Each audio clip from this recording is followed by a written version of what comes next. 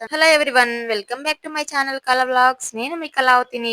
ఈరోజు వీడియో వచ్చేసి breakfast recipe అండి. నేనైతే బ్రేక్‌ఫాస్ట్‌గా మిగిలిపోయిన ఇడ్లీ పిండి ఉంటుంది కదండీ! ఆ ఇడ్లీ పిండిని మనం పడేయలేము. అటు వేరే ఏమి చేయలేము. అట్లాంటప్పుడైతే ఇలా చక్కగా బోండాలు వేసుకోవచ్చండి. నేనెలా చేస్తాననేది చూద్దామా? మీరు గూడా అప్పుడప్పుడు ఇలా ఇడ్లీ పిండి మిగిలినప్పుడు ఈ విధంగా చేసుకోండి.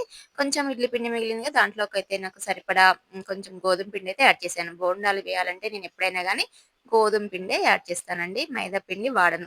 అందులో కొద్దిగా మజ్జిగను గాని, పెరుగు గాని వేసుకొని కలుపుకోవాలి. తర్వాత కొద్దిగా వంట సోడా వేసుకోవాలి. వీటిలోకి మనకైతే ముందు ఉల్లిగడ్డలు, పచ్చిమిరపకాయలు, కొత్తిమీర సన్నగా కట్ చేసి పెట్టుకోవాలి. ఇంక ఇక్కడ మనము మంచిగా పిండి కలుపుకున్నాక అందులోకి మనం కట్ చేసి పెట్టుకున్నయన్నీ కలిపేసాను. కొంచెం జీలకర్ర వేసానండి. వేసి కొంచెం అవసరమైతే వాటర్ వేసుకొని బోండా పిండి మనకు బోండా వేసేటట్టు వచ్చేటట్టు కలిపి పెట్టుకోవాలి.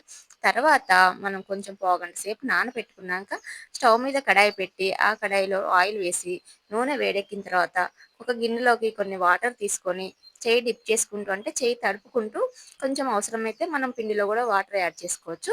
మధ్య మధ్యలో. అప్పుడు చెయ్యి తడుపుకుంటూ ఇలా కొంచెం పిండి తీసుకొని ఇలా జార విడుచుకుంటూ వేసామనుకో చక్కగా పొంగి బోండాలైతే బావుంటాయండి.